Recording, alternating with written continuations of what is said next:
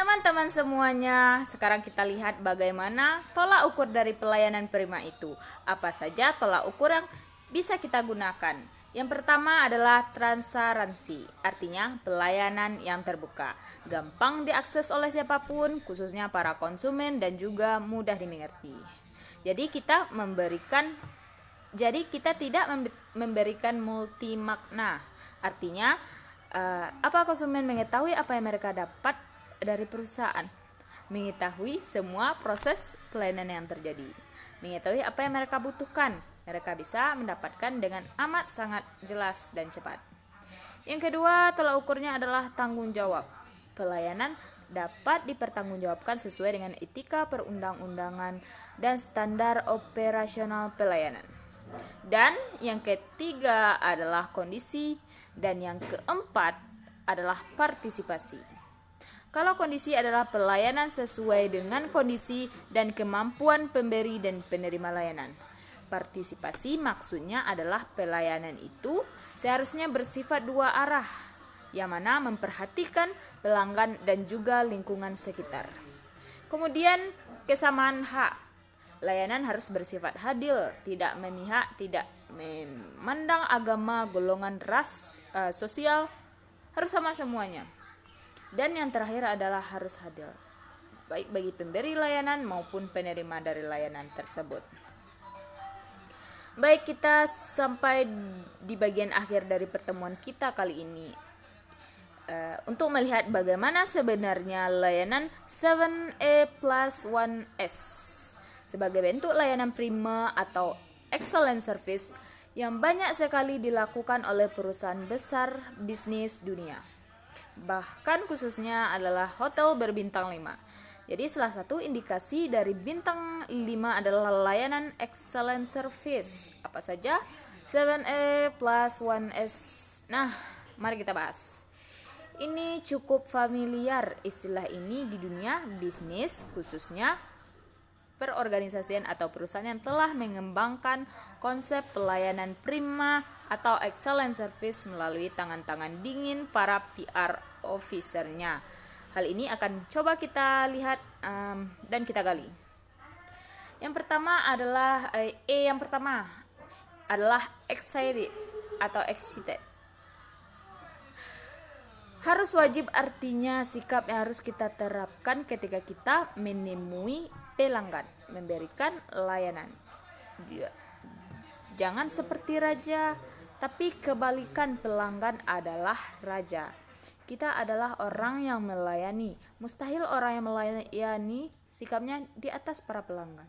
Nah, ini yang kebanyakan yang terjadi, yang kita lupa. Kita harus ramah, penuh perhatian, sopan, dengan senyuman, berpikir positif, dan tidak ada gerutan kemarahan. Sakit hati enggak ada.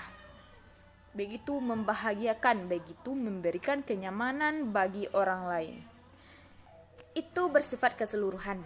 Itu mulai dari pimpinan sebagai para karyawan yang notabene akan berhubungan dengan para pelanggan. Kalau di hotel termasuk orang-orang yang akan siapapun lah, bahkan cleaning service, kita tidak boleh menganggapnya sebagai terendah, tapi justru karena mereka lah sebuah layanan prima bisa menjadi excellent. Kalau di hotel termasuk tidak ada seorang pun ketika sebuah lembaga kita anggap sebuah sistem yang bisa kita anggap rendah. Semua sama-sama punya keterlibatan, punya sumbangan yang begitu besar dalam konsep masing-masing. Nah, itu konsep dari excellent service yang harus diterapkan. Dan buat konsumen sikap ini adalah penilaian terhadap mereka dan konsumen dan konsumen akan memberikan kesan pertama terhadap perusahaan, terhadap lembaga melalui sikap dan perilaku. Jadi apa yang dilihatnya pertama kali yaitu attitude tadi. Walaupun kita tidak berhadapan langsung dengan konsumen, tetapi kita ketika mereka melihat, maka itu menjadi sebuah penilaian. Yang kedua adalah attention. Artinya adalah dalam arti ini memberikan layanan kepada customer service, berarti dari pihak kita, dari keseluruhan pihak kita memberikan perhatian, mencermati apa yang diinginkan oleh konsumen sekecil apapun. Jangan gondok. Nah, harus perhatikan yang lebih terhadap apa yang dipilih, apa yang diinginkan. Tanya sebaik mungkin apa yang membuat konsumen nyaman. Nah, gimana sih sebenarnya attention itu? Nah, dengan hati, bukan sekedar pikiran. Ketika memberikan layanan, seakan-akan memberikan layanan kepada orang tua kepada anak. Ada rasa yang tidak bisa dipungkiri. Jadi begitu. Kemudian yang ketiga, action namanya. Action itu meliputi beberapa tindakan-tindakan nyata yang harus dilakukan dalam memberikan layanan kepada konsumen. Misalnya mencatat layanan pesanan konsumen yang detail, jangan sampai ada terlewatkan. Walaupun persoalan misalnya kita punya usaha di bidang perikanan, ada orang tertentu yang menuntut garamnya sedikit, atau garamnya nggak usah dikasih, ada telurnya, ada ininya, ada itunya. Nah, itu dicatat sedemikian rupa sehingga sampai kepada mereka menjadi puas. Mereka tahu persis karena mereka pasti punya maksud. Nah, kemudian yang keempat adalah ability atau ability. Apa itu ability? Artinya adalah kesanggupan. Meski pada awalnya bukan konsep dasar, sebenarnya di era-era sekarang itu berkembang terus, di mana pelayanan konsumen harus memiliki ability atau kemampuan atau kesanggupan. Artinya apa? Pelayanan konsumen harus memiliki kemampuan untuk melayani konsumennya, para mereka yang notabene orang yang meminta itu untuk diberikan. Ya, siapa? Klien kita misalnya. Komunikasi berarti seluruh orang yang terlibat di perusahaan kita harus memiliki kemampuan komunikasi yang baik, kemampuan selling, kemampuan memecahkan masalah dengan cepat, manajemen kecemasan, hingga hal-hal yang lebih praktis seperti teknologi seperti Excel, software transaksi, dan juga mesin kasir dan lain sebagainya. Ada tuntutan ability ini menjadi keharusan ralat. Ada tuntutan ability ini memang keharusan bagi setiap orang yang terlibat dalam perusahaan kita. Jadi ketika konsumen butuh, tidak menunggu lagi. Tunggu ya Bu, tunggu ya Pak. Karena bagian ini masih makan siang. Aduh, ini bukan jawaban. Jawabannya adalah siapapun yang di depan matanya saat tengah memberikan layanan harus memiliki kesanggupan sederhana untuk mendapatkan layanan itu. Jadi layanan prima tidak ada penundaan waktu. Tidak ada alasan-alasan apapun. Semua bisa dilakukan, meski dulu tidak familiar. Dari sekarang menjadi begitu berkembang, maka perusahaan besar menuntut banyak hal dari setiap calon karyawannya.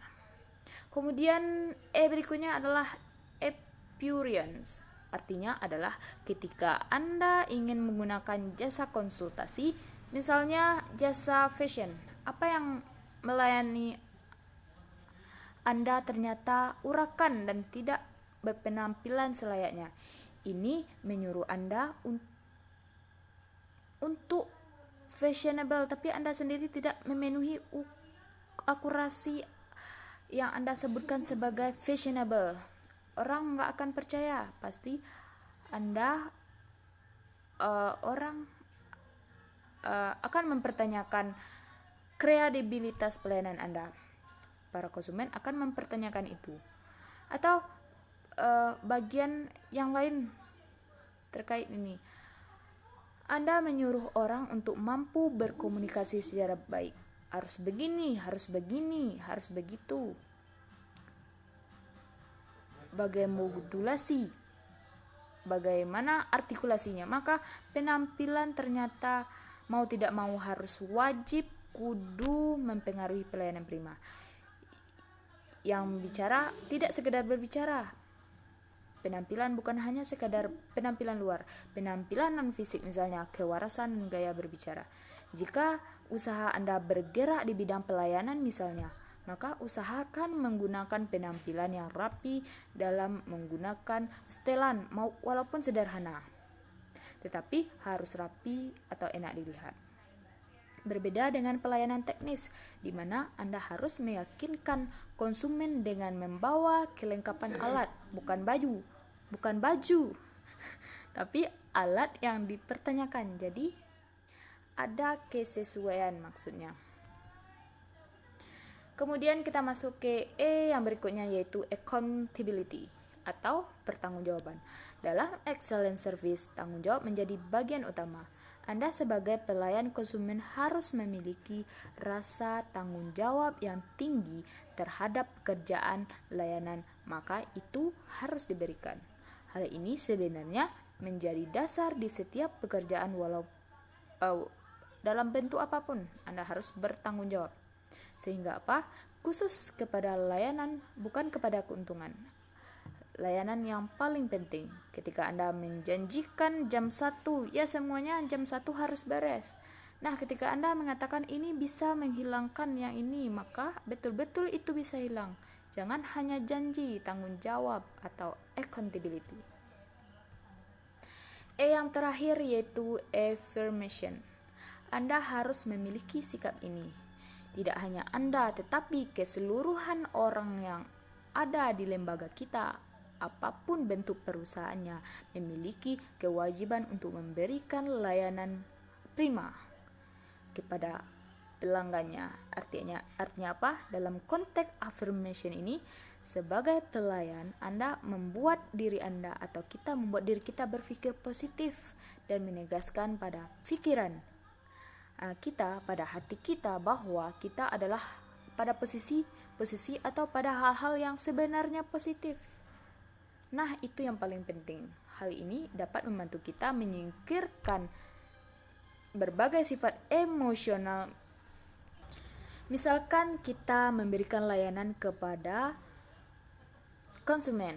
Mereka memberikan pengaduan bahwa ini jorok, itu jorok. Jangan buruknya dulu. Terima sebagai satu sisi positif dalam rangka memberikan layanan terbaik kepada mereka. Jadi jangan marahnya dulu, jangan dijawab dulu. Terima, oke. Kita akan cek, dijawab dengan komunikasi yang baik. Nah, ini yang saya bilang tadi, yaitu membantu menghilangkan sifat-sifat emosional yang berlebihan dan lebih profesional dalam menjalankan suatu usaha ketika sedang menghadapi para pelanggan atau customer.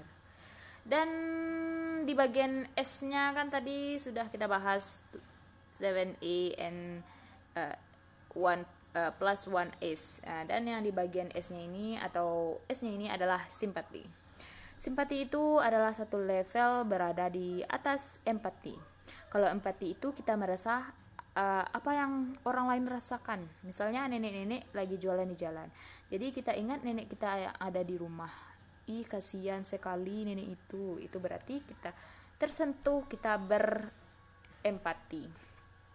Berbeda satu level di atasnya itu, maka kalau empati sudah terbentuk, maka kita akan melakukan sesuatu.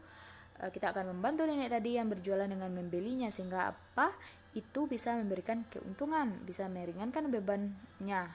Nah, itulah yang disebut dengan simpati.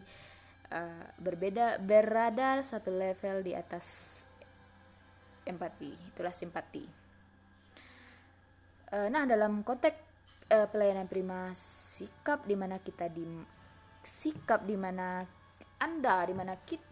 bisa merasakan apa yang orang lain rasakan, kemudian melakukannya untuk membuat rasa itu menjadi tersalurkan sehingga memberikan dampak dan keuntungan bagi orang yang Anda lihat dan Anda pikirkan tadi. Demikianlah materi yang dapat saya jelaskan pada pertemuan kali ini. Semoga Anda semua atau teman-teman semua bisa mengambil pelajaran dari apa yang saya sampaikan. Saya sudah dengan wabillahi taufik walhidayah. Wassalamualaikum warahmatullahi wabarakatuh.